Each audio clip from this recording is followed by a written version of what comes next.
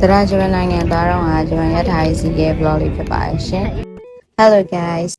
ဂျပန်ပြန်သွားပြီးတော့ဂျပန်ရထားရေးသွားစီရမဟုတ်ပါဘူးမြန်မာနိုင်ငံမှာပဲနေပြီးတော့ဂျပန်ရထားရေးစီးခဲ့ရပါရှင်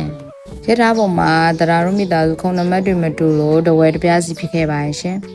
ရထားပေါ်မှာတရာပါလာမုတ်တွေကိုတစ်ခုစားခဲ့ပါတယ်။နောက်ဟောက်က berry မုတ်ကျွတ်ကျော်အရသာတင်လေးဆိုတော့ try ကြည့်ဖို့ဝယ်ခဲ့ပါတယ်။ညီမလေးကလည်းနောက်ဟောက်ကမုတ်တွေကိုအရန်ကြိုက်တာအကြောင်းသူကလည်း review တွေကောင်းလားမကောင်းလားအသက်ဆိုတော့ပေးဖို့ဆိုတော့ video လေးရိုက်ထားတာပါ